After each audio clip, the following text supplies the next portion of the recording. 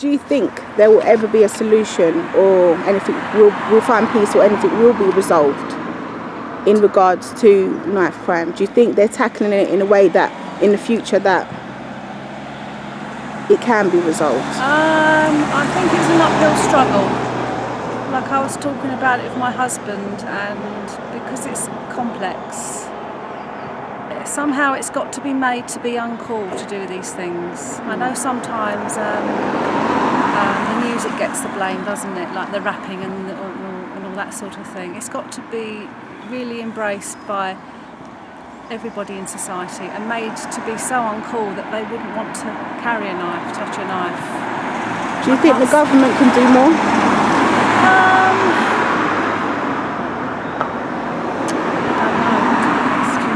Do you have children yourself? Yes. What's the age? The ages? 15. 15. Boy or girl? A girl. Are you worried for your 15-year-old daughter? Yes, I am worried. I mean, I'll be honest, I'd probably be more worried if I had a 15-year-old black son. Because it does seem to be coming from that, more prominent, but I'm not saying it's not happening to all young children. I'm sure all 15-year-olds are probably a little bit frightened. But it's dominantly in the black culture that is you're finding the knife crime more. That's what I'm reading in the press and I'm hearing on the radio, but I'm saying I don't think it's exclusive.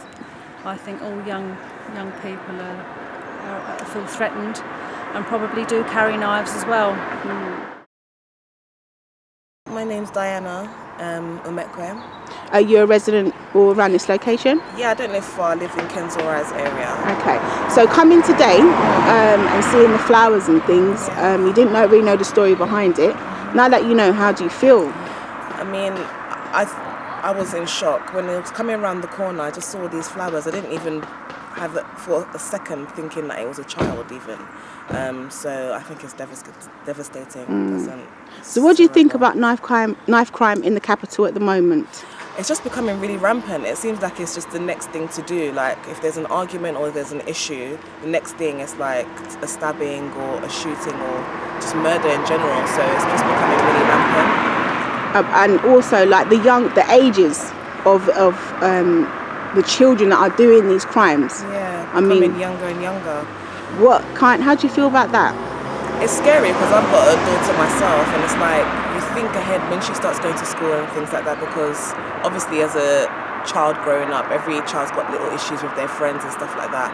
Is that then going to turn into something else? Do you know what I mean? So it does leave you thinking how far people are going to be going. Do you know what I mean? So what was it like for you growing up? We always we had issues, but it was nothing like this. I don't remember it being so, what's the word? Like, it's just so rampant. I don't remember it being like that.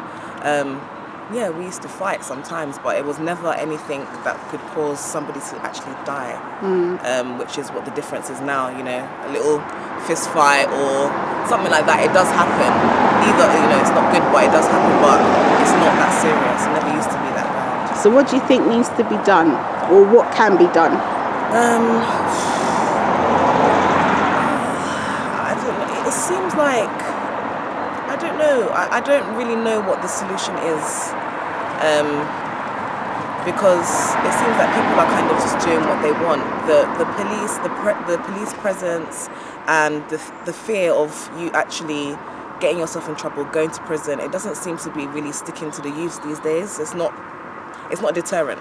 So I don't even know what the solution is. Are the government doing enough for the youths? They need something that will kind of distract them and get them into a place that they're doing things to motivate them, to just to keep them out of this kind of gang culture or whatever. I don't know what it is. But yeah, maybe they should create a couple more things, some things for them to do, to stimulate them really. Do you think we'll ever find peace with this knife crime? I mean, I hope so. I'm a Christian like myself, so I mean, I do believe prayer is the key, and praying for the nation and for there to be a revival in this nation, I think, is the way forward. So I do believe, I do have faith, and I have hope that there will be a change one day.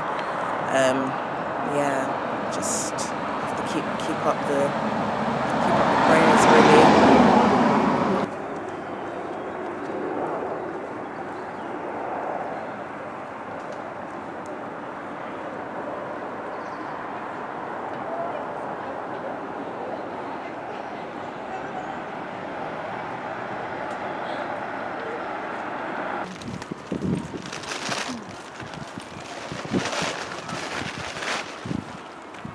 So this is my beloved son Antoine, when we laid him to rest, and this is what his sister made this for him, the inscription.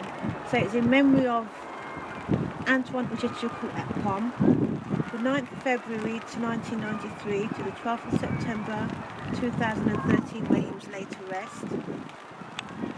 And the inscription states, which his sister wrote for him: born with a purpose, lived to inspire, served for success, strived for success, and fell with honour. Gosh, it's not easy visiting your child at a cemetery where he's supposed to be at home with his own family, his own son, his fiancée. Talk to me a bit about Antoine. Antoine was an amazing person. He was an inspiration to his community. So Antoine was an amazing person. He was an inspiration to his community. He had a young child that was a year old at the time when he lost his life, a fiancée, just about to get married. He just received success on an application form for an interview to go to coach football in America. He was someone that young men looked up to and inspired, even adults. He was always a mediator when there was issues. At the age of 18, Antoine set up a business to help young people to aspire to their goals using sports and dance. He had a breakfast club called Breakfast Bounce, afternoons club, where he helped and worked with children and their parents, and then during the day he was a PE teacher. When Antoine wasn't actually playing football himself, he was a manager coaching under 11s. He was a true inspiration. He had a huge impact on the community and individuals' lives, and it was a blessing, and I just feel such an honour. You know, even though it's a sad moment, losing your child, I feel an honour that he's got a legacy that's lived on, and even today people are still inspired talking about him, and what works he did has impacted on their lives. And I'm just truly honoured to be his mother, and I love him and miss him so much, and he'll always be in our hearts and walk with us every day of our lives. Child, as a mother, Antoine was my baby, and he used to say to me, no, he's gonna look after me. In fact, him and my oldest son were planning, because of my health, to build a future for me. They were gonna get a house and stop me from working and look after me. And him and his brother was planning to build their own business together. Not having Antoine, it's had a huge impact even further on my health. It's ripped my heart out. He was my baby, he was the last child. He was my blessing, and you know what I hate most is that people saying time will heal, and time never heals. It helps you to adjust along the way. You know, sometimes you'll cry and you think, why am I crying? And then sometimes, there's been times when I wanted to give up life. I didn't want to live anymore. And I know I have beautiful children that I love and adore, but I did not know how to deal with this. It's not something that it's not something you expect. How do you deal with losing a child? How do you cope? How do you get up every morning? Sometimes I'm okay, other times I struggle. Sometimes I can't even look at his pictures in the house because I feel the pain and the hurt. And then when I look at my other children and sometimes see the pain that they're still suffering from losing their brother. When I look at his son, Akil, I think about, you know, Akil's future. He'll have a great future. His mum will always do the best, but his father, who was there for him from day one, he's not going to be there. He's not going to have the understanding of the love of his father. He'll be told about his father, but he's not going to be there for him. He's not going to see his first football match. He's not going to see him graduating, him maybe go to university, or even getting married, or having someone to talk to when he has his first girlfriend, or different changes or struggles throughout his life.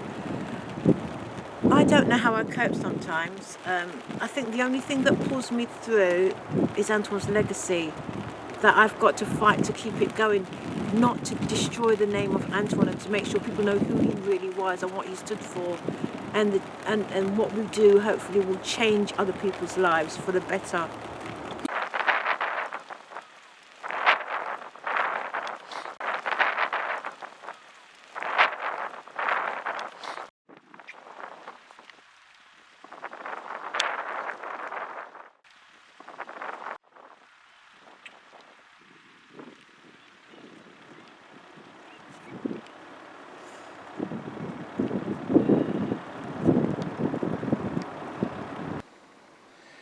Yeah, my name is Steve White. I live in Leicester, and I suppose now I would call myself a community worker, just getting out in the community and making things happen where I can.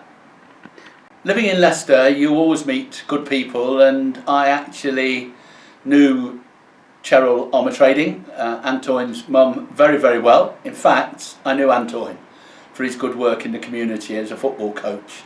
So my son's a football coach as well, and we happened to meet.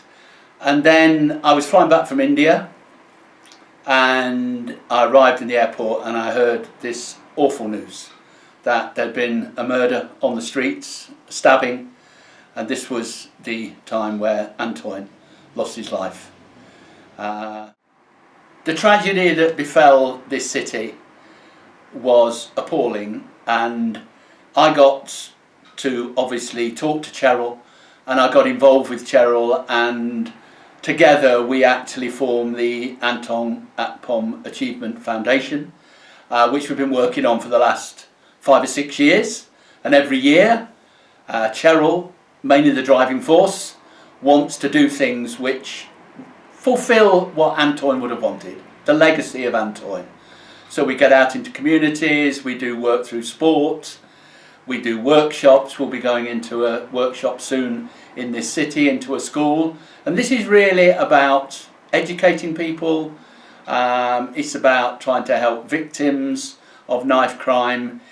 I suppose in a way I'm a friend of Cheryl's, and when Cheryl comes to Leicester, she will always get in touch, and we'll always try and work together for helping people, but also trying to activate people to address this awful scourge that is blighting the streets of this country.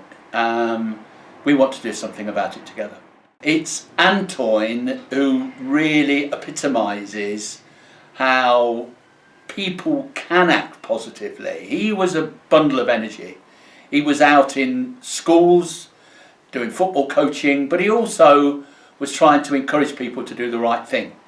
And I knew of his good work, and therefore that character that he showed, we want to take that character forward, and in his good name we want good things to happen.